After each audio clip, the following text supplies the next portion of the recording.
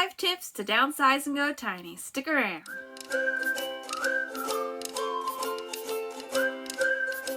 Hi, welcome to Simply Steins. My name is Emily. Today we are going to be talking about how to downsize to go tiny.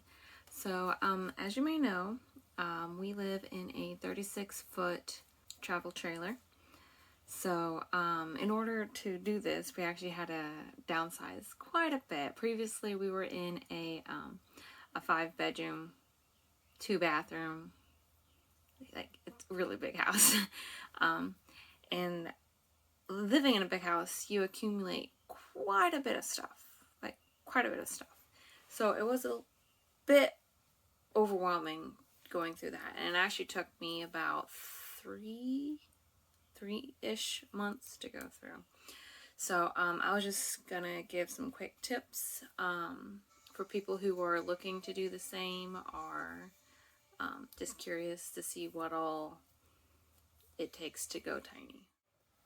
Okay, so the first thing that we're going to go over that took me forever to downsize is toys. So, what I did with the toys, first thing you do is you get rid of all the big toys. So, we had like two of those big little Tykes kitchenette toys. We donated those. And then we had like a bunch of other big toys that, quite honestly, the kids didn't really play with. And they did every now and then, but not really. So that was the first thing we did, was get rid of the big stuff. My second tip is to get a quarantine room. And I know with 2020, quarantine has a new meaning.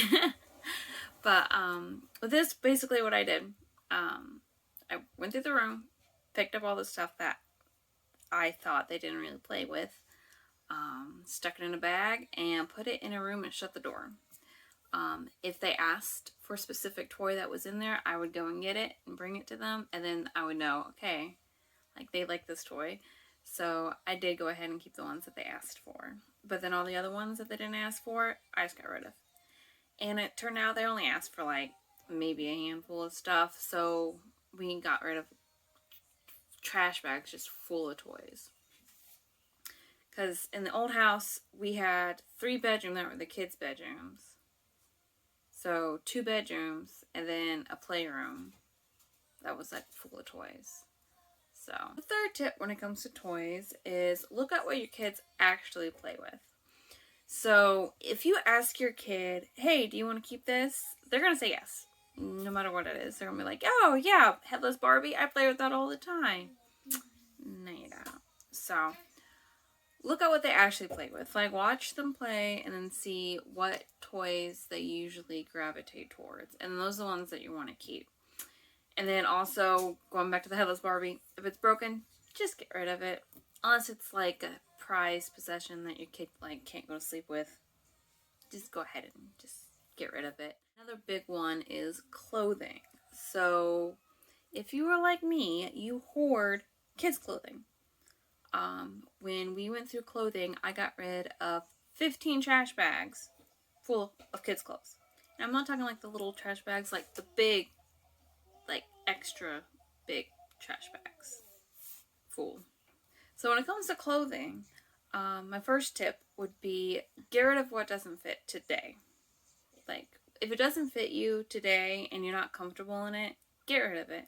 Don't save it for when you're 10 pounds lighter, or, oh, I might go to this party once. Like, just get rid of it. You can always go get something else.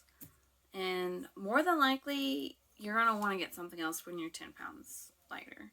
So, here again, unless it's like a prized possession, but I would just say go ahead and get rid of it. And my second thing that we did is try to donate your clothing to a local charity. So we ended up going with a local church that we donated it to.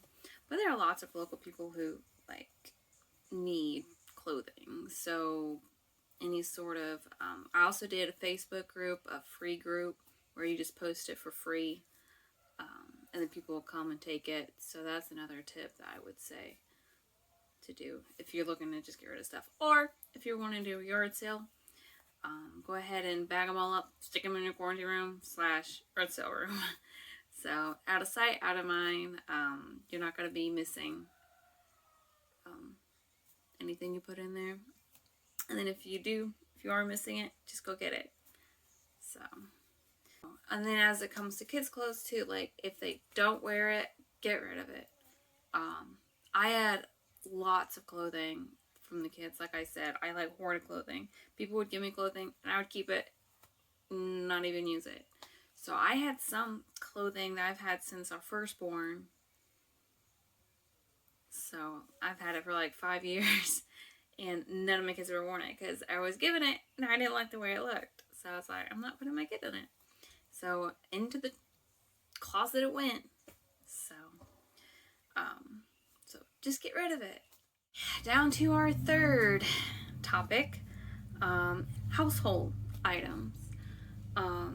So household items, in my mind, ranges from anything from what you use in the kitchen, decor, living room, just everything else that doesn't fall in the first two categories of toys and clothing. Here again, quarantine what you think that if you think you might need it in the future, go ahead and put it aside. And then if you do need it, go and get it. But if you don't need it, get rid of it. Another tip on household items is look at what you use on a daily basis. So there are some things that you only need one of. Like, I looked in my kitchen and I legit had multiple spatulas, even though I only use one spatula because it's the right flatness. I don't know. So I got rid of all the other ones. So I have like 3 spatulas that I even need. So I only need one. And then spoons, same. We actually only have 4 plates. Dinner plates, bowls, and cups. That's one for each of us that's eating. Eleanor will get one when she gets a little bigger. Right now, she's a little small. So just get rid of all the extra things. Like, try to see exactly how much you actually need. Number 3, when it comes to household items, is what you have, is it the dream you or is it the real you?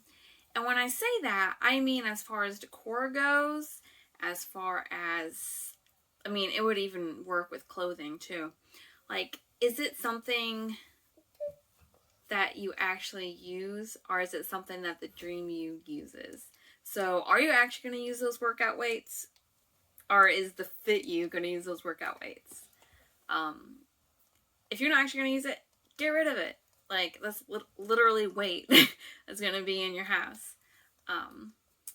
Another thing is decor. Like, is that thing that your Aunt Susie gave you, does it match your decor, or is it because you don't want Aunt Susie to come over and not see it?